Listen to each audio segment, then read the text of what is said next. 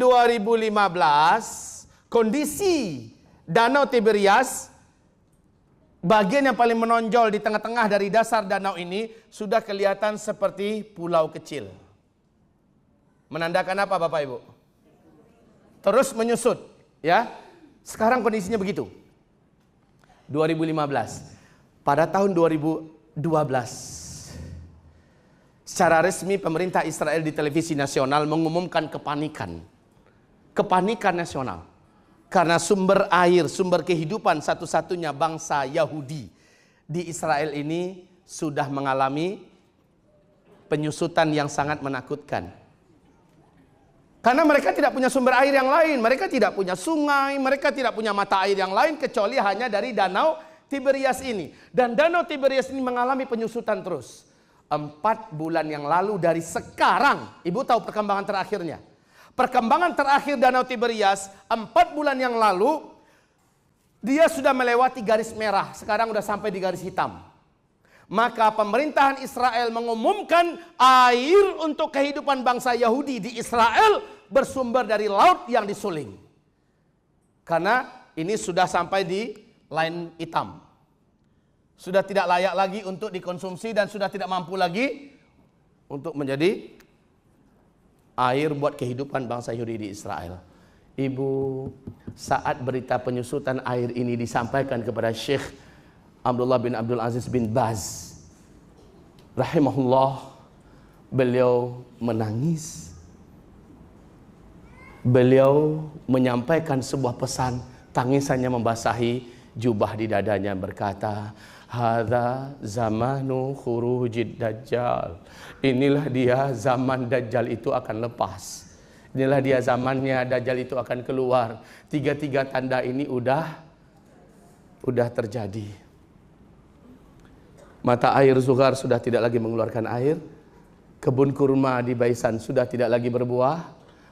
Air Danau Tiberias juga sudah susut. Wahai hamba-hamba Allah yang kami muliakan, dari seluruh lapisan umur manusia di bumi ini, kitalah yang ditentukan kayaknya oleh Allah menghadapi hari-hari berat berjumpa dengan Dajjal. Dan Nabi haramkan kita, jangan pernah kamu bertemu dengan Dajjal. Jangan pernah kamu bersua dengan Dajjal. Sungguh demi Allah, kata Rasulullah, tidaklah seorang pun yang berjumpa dengan Dajjal dengan sengaja dan dia yakin imannya tidak akan terpengaruh oleh Dajjal, melainkan dia akan murtad, kafir kepada Allah. Rasulullah haramkan jangan jumpa dengan Dajjal. Dan nanti kata Rasulullah akan ada seorang lelaki dari umatku yang sangat percaya diri bahwa imannya sudah sangat kuat. Lalu dia keluar dari persembunyiannya ketika Dajjal sampai ke kotanya untuk berjumpa dengan Dajjal. Dia yakin imannya tidak akan berubah. Tapi ketika dia berjumpa dengan Dajjal, maka iman yang di dadanya pun menguap. Gelar Dajjal apa? Al-Masih. Al-Masihud Dajjal. Apa arti Al-Masih? Sang penghapus. Iman-iman yang tanggung-tanggung di dada ini akan dihapus oleh Dajjal. Termasuk orang yang percaya diri imannya udah kuat, sementara imannya menurut Allah belum lagi kuat. Dia keluar jumpa dengan Dajjal, hapus imannya. Ketika itu sujud dia di depan Dajjal, walaupun Dajjal sudah hengkang dan lari atau pergi dari kotanya sampai dia mati, orang ini tetap kafir pada Allah Subhanahu wa taala.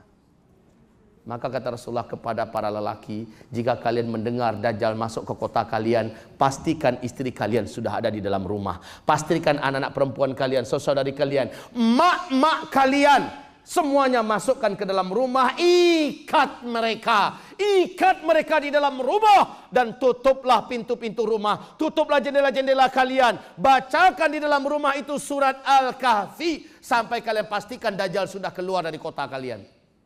Siapa yang membacakan itu, insya Allah rumahnya Allah gaibkan dari pandangan Dajjal. Rumahnya tidak akan ditembus oleh sihir dan kekuatan magic hipnotisnya Dajjal. Insya Allah rumah itu akan tidak ditemukan oleh bala tentaranya Dajjal. Makanya baca itu. Jangan lupa, saya sedih Pak. Di satu sisi saya ini gregetan, saya ingin sebanyak-banyaknya umat Nabi tahu. Saya ingin sebanyak-banyaknya umat Nabi tahu. Coba bayangkan. Sudah berapa tahun saya menyampaikan risalah ini. Baru kali ini Allah izinkan saya menyampaikan ini. Betul tidak di sini? Berjumpa dengan Bapak Ibu. Saya bersyukur adanya media sosial, sehingga penyampaian ini akhirnya sampai melalui media sosial kita yang ada. Alhamdulillah, saya bersyukur. Alhamdulillah, TV nasional kita berkenan menyampaikan nasihat ini. Walaupun dalam bentuk tayangan yang lain, dalam bentuk ceramah yang sepotong-sepotong, jadilah. Saya bersyukur. Tetapi berapa banyak sih orang yang punya akses untuk bisa buka internet? Berapa banyak sih orang yang punya Android? Dan yang punya pun berapa sih orang yang punya kecenderungan dengarkan ceramah? Betul tidak? Sangat sedikit. Maka tugas Bapak Ibu, selepas acara ini selesai, sebarkan ini, sampaikan ini, bagikan ini, share sebanyak-banyaknya kepada umat. Terserah mau percaya dia percayalah, nggak percaya dia terserah. Pokoknya kita sudah menyampaikan. Baik hamba-hamba Allah yang kami muliakan, ada satu lagi. Ini saling menguatkan. Nanti tolong baca di sini. Dajjal akan berjumpa dengan seorang lelaki yang masih berusia belia. Lelaki ini tidak bisa ditundukkan oleh Dajjal, tidak tembus oleh sihir Dajjal, dan tidak terhipnotis oleh Dajjal. Dajjal berkata kepadanya, sujud kepada saya adalah Tuhan kamu. Lihat manusia semua menuhankan saya. Apa kata remaja ini? Tidak, saya tidak akan sujud kecuali hanya kepada Allah. Dan tentang kamu, sudah ada hadis Nabi yang kami pelajari, kamu adalah Dajjal. Dan kamu adalah fitnah terbesar untuk umat manusia di bumi ini. Maka Dajjal melihat keteguhan hati remaja ini atau laki-laki belia ini, dia pun menjambak rambut remaja ini, kata Rasulullah, tangannya memegang gergaji. Kepala remaja ini dibelah duanya dengan gergaji. Dalam keadaan hidup, badannya diputus, terbelah dua, tergeletaklah remaja itu. Tubuhnya, isi badannya semburat keluar. Darah berceceran kemana-mana. Dajjal mengelilingi sang remaja yang sudah mati ini. Dengan satu keliling mulutnya, kata Rasulullah, komat kamit membaca mantra-mantra tertentu. Dia bacakan mantra-mantra ini. Setelah selesai, Dajjal berkata, "Qum." Kalau selama ini memang sihir, bantuan setan dan jin, tapi kali ini, kata Rasulullah, Allah yang izinkan. Sehingga bertemulah kembali dua tubuh yang tadi terbelah. Bertaut sampai ke kepala. Kemudian remaja ini bangkit. Darah tetap bergelimang di lantai. Tubuh remaja ini tetap bergelimang dengan darah. Kemudian dia berdiri tegap dan tegar di depan Dajjal. Dajjal berkata kepadanya, apalagi saya sudah tunjukkan ketuhanan saya di hadapan kamu. Tadi kamu saya belah dua sampai mati, lalu kamu saya bangkitkan dalam keadaan utuh kembali. Sujud kepada saya. Apa kata remaja ini? Sorry Jal, justru dengan yang kamu lakukan kepada saya makin memantapkan keimanan saya, kamu asli Dajjal 100%. Kayak saya sudah baca dalam hadis, Dajjal akan membunuh seorang lelaki belia yang tidak mau tunduk kepadanya. Dan setelah dibunuh, Dajjal menghidupkannya kembali. Tapi kata Rasulullah, Dajjal tidak akan mampu membunuhnya untuk kali kedua. Hei Jal, kamu takkan bisa membunuh saya kali kedua. Dan kamu tidak akan mampu membunuh siapapun manusia, satu orang pun setelah hari ini. Karena ada hadisnya begitu, baca nanti di sana. Kemudian Dajjal marah, berang, murka. Ini orang terbuat dari apa sih hatinya? Nggak bisa takluk, nggak bisa tunduk. Dajjal ingin membunuhnya kali kedua, memang nggak bisa. Kemampuannya dicabut oleh Allah. Lalu Dajjal perintahkan bala tentaranya, cincang nih anak. Kemudian remaja ini menjadi syahid termulia di akhir zaman, kata Rasulullah. Meninggal. Umur remaja dalam ilmu sosial berapa? Belasan tahun kan? 12, 13, 14, 15, 16, 17. 17 ini adalah akhir usia remaja. Saya bertanya pada Bapak Ibu, ada nggak yang pernah mendengar berita di televisi Arab? Dan di YouTube ada. Saya langsung nonton di Qatar TV 2004. Gempar dunia Arab, Pak. Seluruh TV-TV Arab memuat berita ini. Diwawancari tokoh-tokoh Palestina karena telah lahir seorang bayi laki-laki yang sebaik dia baru lahir, dia berbicara dengan bahasa Arab yang fasih atau fusha. Apa kata bayi laki-laki ini? Ana rajulun sayaqtuluni Dajjal wala yaqtulu ba'di ahadan abada. Silahkan Bapak Ibu terjemahkan. Ini tahun berapa? Tahun 2004 kejadian ini ya. Ana rajulun sayaqtuluni Dajjal wala yaqtulu ba'di ahadan abada. Silahkan terjemahkan.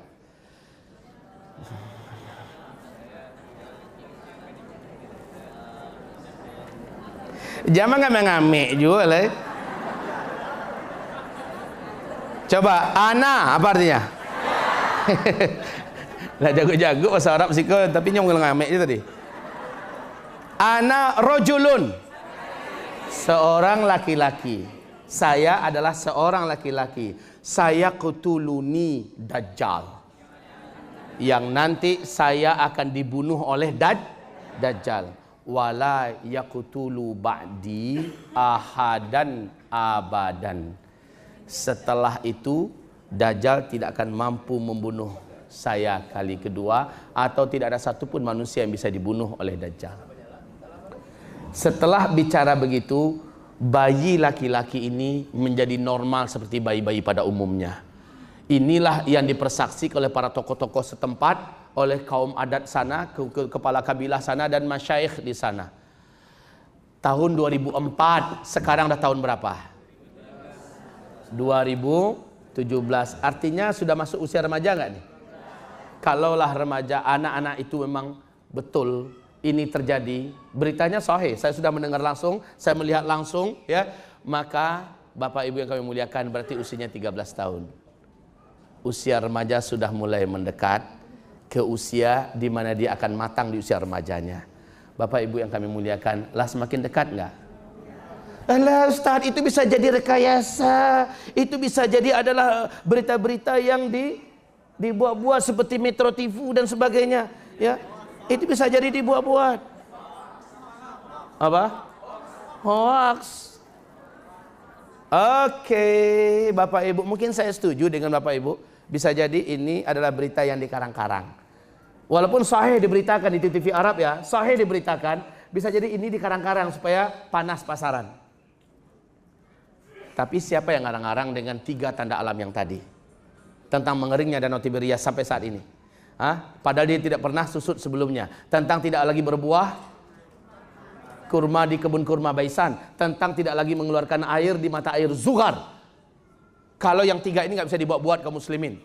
Tapi kalau yang diberitakan di Palestina sahih benar, maka semakin membuktikan kepada kita dekatnya masa Dajjal akan keluar. Tambah satu lagi, terakhir. Tambah satu lagi, terakhir. Tadi sudah saya sebutkan dalam hadis Sahih Bukhari dan dalam hadis Sahih Muslim dan beberapa hadis Sahih lainnya, menjelang Dajjal muncul ada 3 tahun berturut-turut kemarau panjang dan panas yang ekstrim. Manusia mengalami banyak kelaparan dan kesusahan makan di muka bumi. Betul tidak? Silakan lihat dalilnya di kitab Zikir Akhir Zaman dan juga dalam kitab Ensiklopedia Akhir Zaman. Sebuah berita yang bersamaan munculnya sekarang. BMKG Dunia mengumumkan tahun 2019 sampai 2022 bumi secara global akan mengalami kemarau panjang, panas yang ekstrim, sehingga akan banyak makanan, tanam-tanaman, hewan ternak yang akan mati. Manusia akan mengalami hari-hari sulit selama tahun-tahun ini. 2019 sampai 2000 berapa? 2022. Yang mengumumkan BMKG Indonesia atau BMKG Dunia? BMKG Dunia. Mari kita lihat 2019 sampai 2022. Perhatikan baik-baik. 2019 ke 2020 baru 1 tahun pertama kan? Iya, baru 1 tahun pertama. Dari 2020 ke 2021 tahun kedua. Dari 2021 ke 2022 tahun ketiga. Bersamaan. Apakah ini kebetulan atau inilah dia rancangan langit yang telah dikabarkan 14 abad yang lalu kepada kita? 2019 akan mengalami panas yang sangat ekstrim. Kemarau yang sangat panjang berturut-turut 3 tahun. Apakah dia ini pertandanya?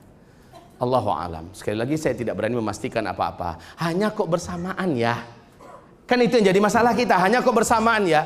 Baik, semua tanda-tanda yang tadi kita sebutkan jelas. Kemudian ini adalah kebetulan kali. Tetapi kalau inilah dia yang dimaksud oleh Rasulullah SAW, maka sudah diumumkan oleh BMKG Dunia.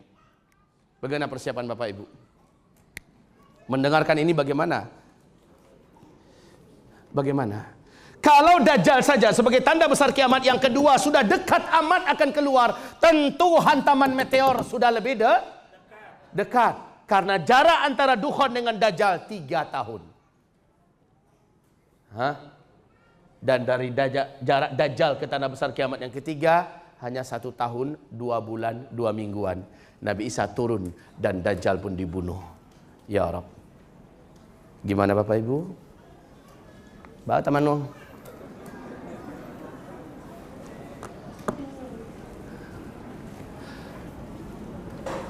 Masih sanggup kita lanjutkan?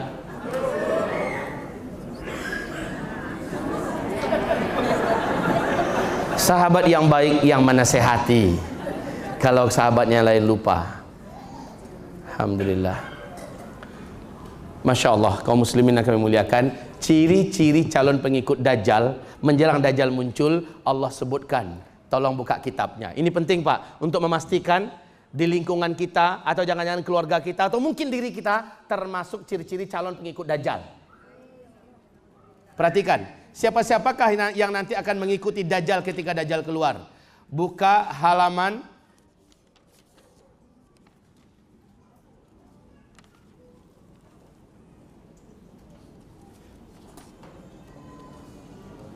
846.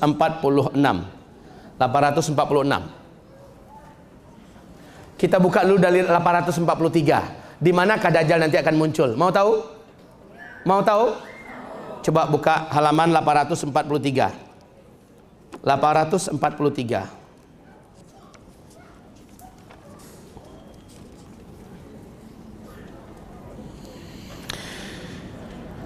Ad-Dajjalu yakhruju min ardi bil masyriq yuqalu laha Khurasan yatba'uhu aqwamun ka'anna wujuhahumul majannul mutraqah. Artinya, Dajjal akan keluar dari sebuah negeri di wilayah timur yang disebut dengan Khurasan. Maaf, ini satu, Khurasan.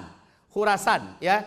Terus coba lihat lagi di halaman 843 juga, dari Anas bin Malik Rasulullah bersabda, "Yakhruju Dajjal min Yahudiyah Asbahan."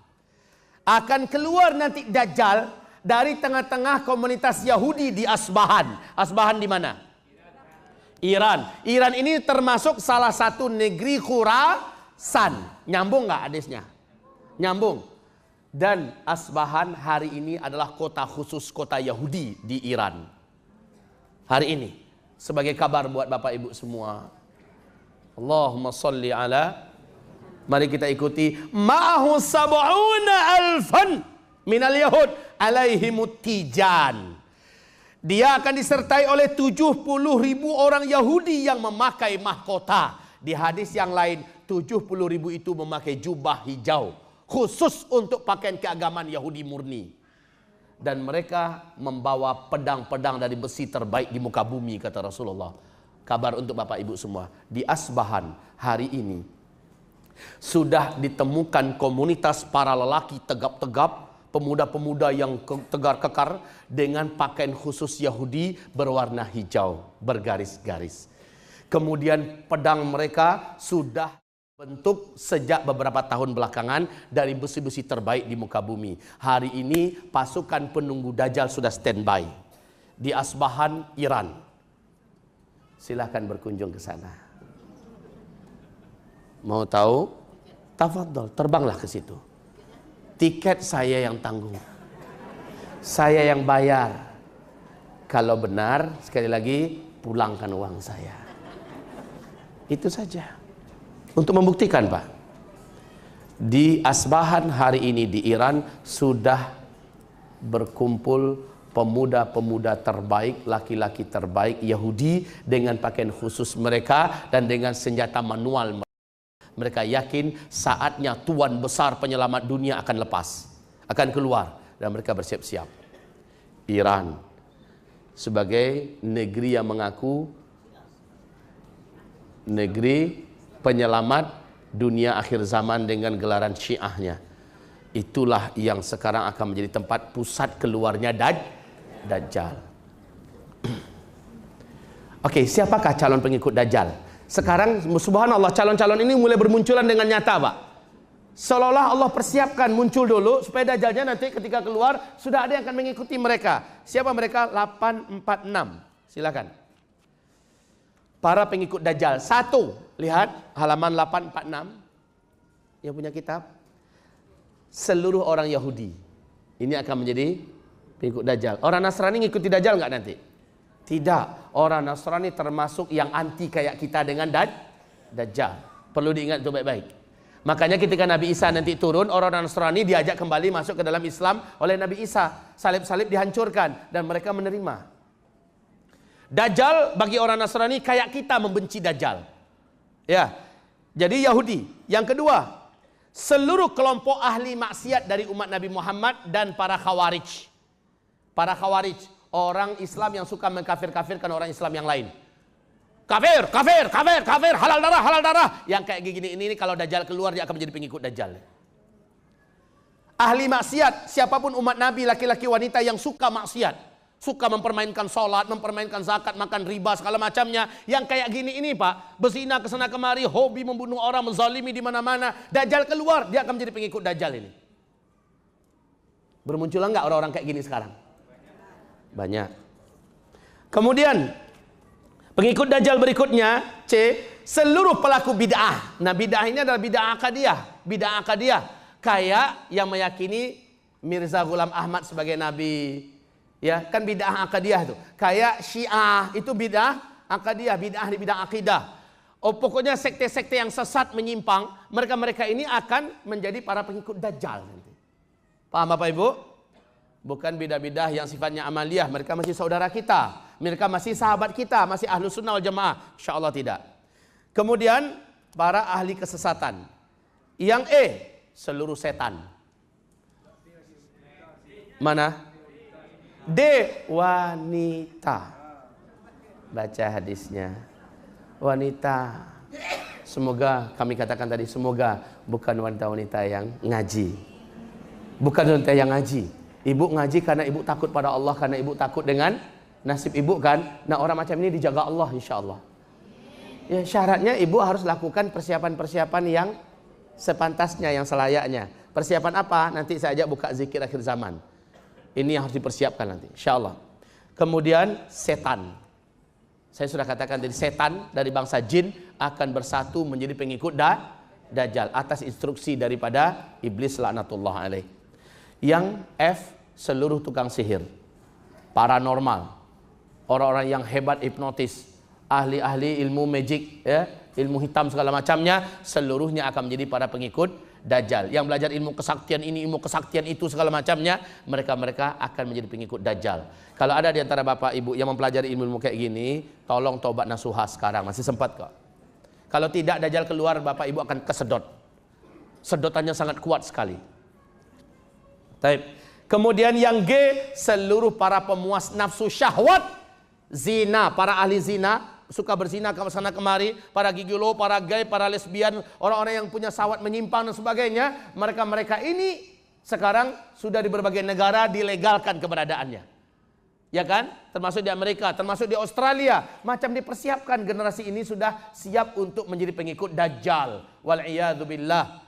Ibu-ibu, khususnya ibu-ibu, jangan mudah berselancar di dunia maya. Nanti akan kesedot oleh fitnah Masih Dajjal. Tidak sedikit yang akhirnya berselingkuh dengan laki orang lain, dengan laki-laki yang bukan mahramnya. Mulai dari curhat, kalau yang aktivis dakwah atas nama dakwah dulu masuknya. Lama-lama kelamaan mulai curhat pribadi, hubungannya dengan istri, hubungannya dengan suami, bla bla bla bla bla. Lama-lama janjian ketemu, zina. Awas, ini adalah perangkap-perangkap syaitan semuanya. Ibarat Allah ma'asyiral muslimah, muslimin, hamba Allah yang kami muliakan, inilah dia para calon-calon pengikut Dajjal. Oke, sudah kita jelaskan bagaimana cara selamat daripada Dajjal. Insya Allah selepas sholat zuhur. Cara selamat daripada Dajjal insya Allah selepas sholat zuhur. Mendengarkan uraian kami tadi, Bapak Ibu sekarang sudah memiliki paradigma persepsi yang berbeda nggak dari sebelumnya tentang Dajjal? Bahwa Dajjal itu bukan raksasa besar, bukan begitu ya. Dajjal itu adalah manusia biasa. Apa beda Dajjal dengan Masih Dajjal? tolong dibedakan. Ada bedanya nggak? Dajjal adalah sosoknya, orangnya. Fitnah Masih Dajjal adalah pengaruh-pengaruh yang menyebar untuk menyesatkan dan memurtadkan manusia sebelum sosok itu keluar. Termasuk isme-isme yang bermunculan, makanan-makanan yang merusak, obat-obatan yang sudah diracuni, termasuk teknologi dengan program-programnya yang meracuni pemikiran dan akidah. Ini seluruhnya adalah fitnah Masih Dajjal. Setelah mendengar ini, tadi ada pertanyaan ya. Tadi ada pertanyaan, Ustadz, kita membaca surah Al-Kahfi di Kamis malam Jumat. Siapa yang nanya tadi? Kita membaca itu, kenapa? Kenapa bukan Yasin yang kita baca? Kenapa bukan Al-Waqi'ah? Boleh baca Yasin silahkan, baca Al-Waqi'ah silahkan. Masing-masing ada keutamaannya. Tapi yang diperintahkan Nabi khusus Kamis malam Jumat baca surat Al-Kahfi. Siapa yang membaca itu dari Jumat yang sekarang sampai Kamis malam Jumat minggu yang akan datang, dia akan dijaga oleh Allah dari apapun makar dan fitnah Masih Dajjal. Makanya dibaca sampai tamat, enggak seberapa kok itu, paling lama hanya 20 menit. Baca surah Al-Kahfi, enggak perlu hafal. Yang perlu hafal itu cuma 10 ayat pertama aja atau 10 ayat terakhir. Tapi yang lain baca. Ajak anak-anak, Kamis malam Jumat nak, enggak ada aktivitas yang lain sampai kita tamatkan surat Al-Kahfi, baca. Baik keluarga, hamba-hamba Allah yang beriman, inilah dia penyampaian saya sampai zuhur ini. Dan insya Allah ba'da zuhur kita masuk kepada inti pembahasan, persiapan dan amalan akhir zaman. Alhamdulillah wassalatu wassalamu ala Rasulillah sallallahu alaihi wasallam. La haula wala quwata illa billah.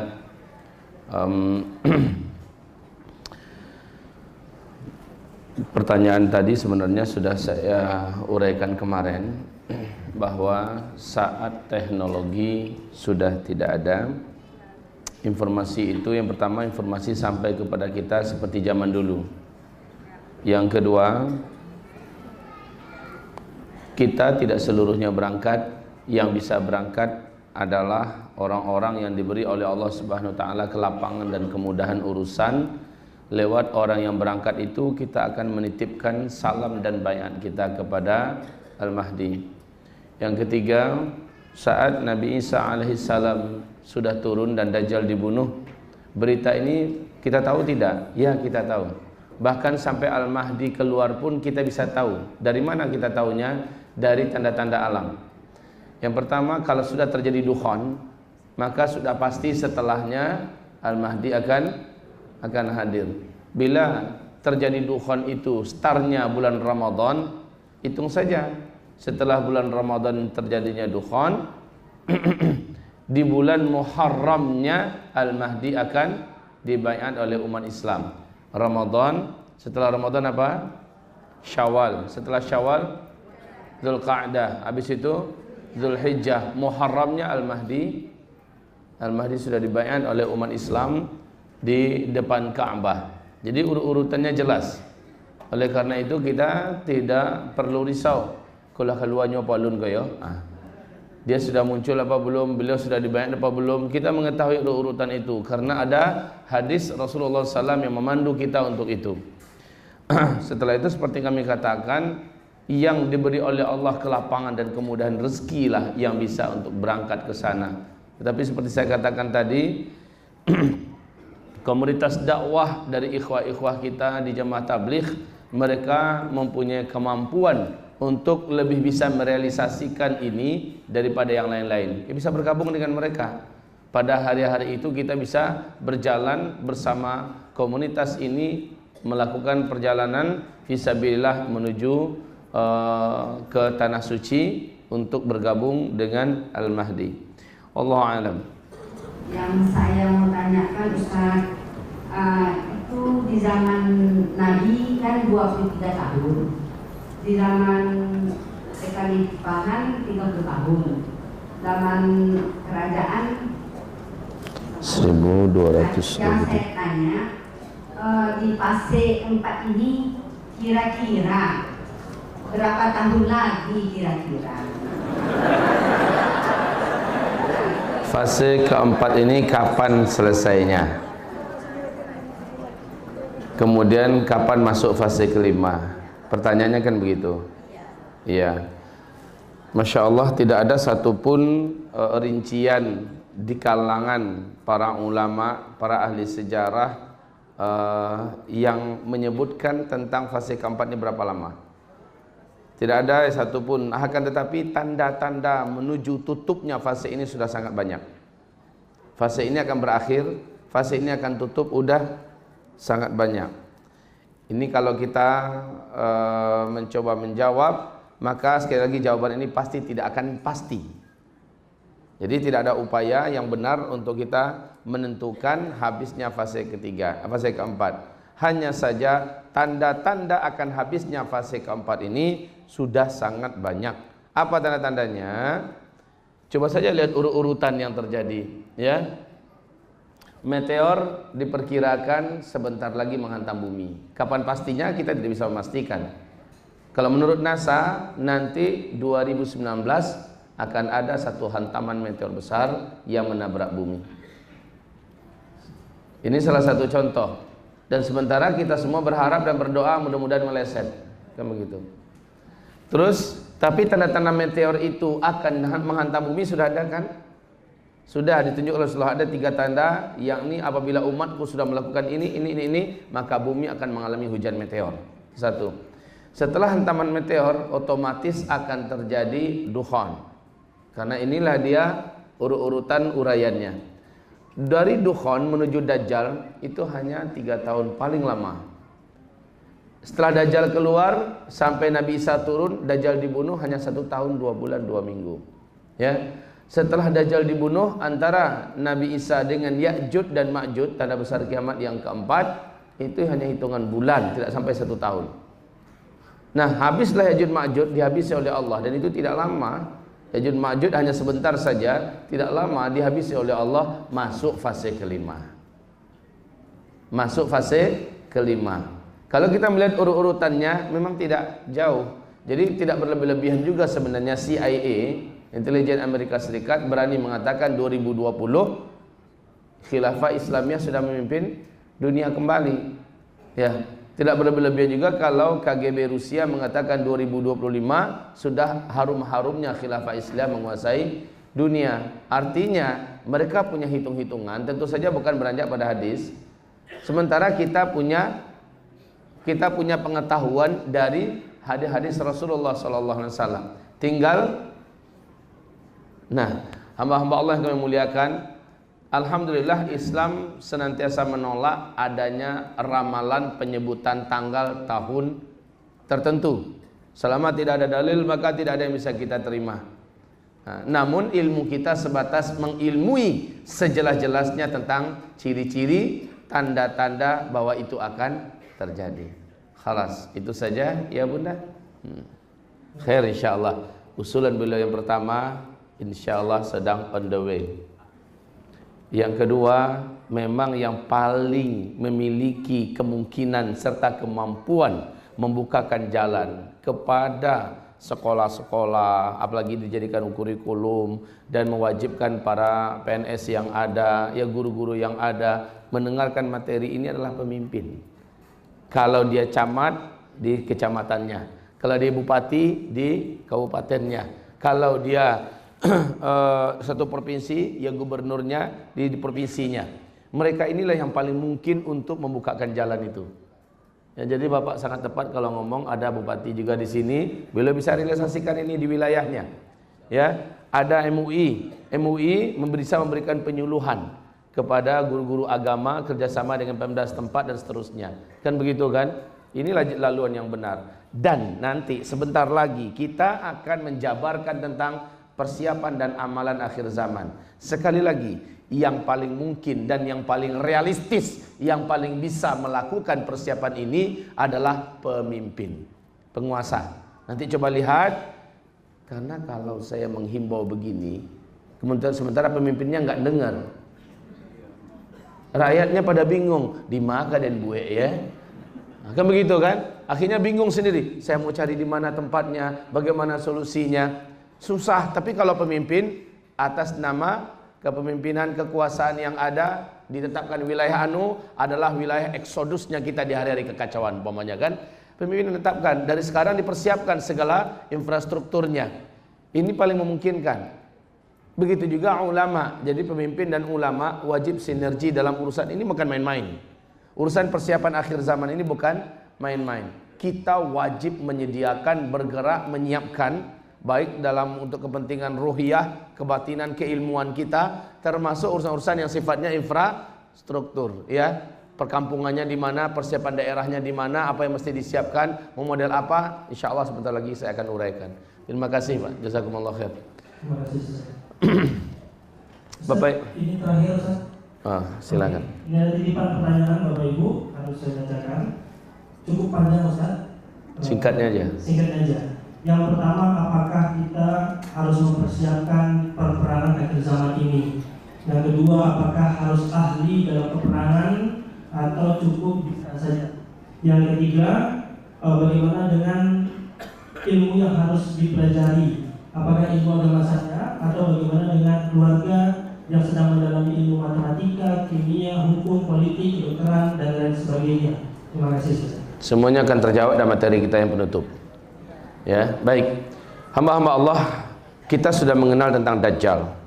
Sekarang kalau Dajjal muncul, apa hal-hal yang harus kita lakukan? Buka halaman 367. Agar Bapak Ibu, agar generasinya selamat dari fitnah Dajjal. Dari buku zikir ya, zikir akhir zaman. Bukan buku ensiklopedi. Halaman 367.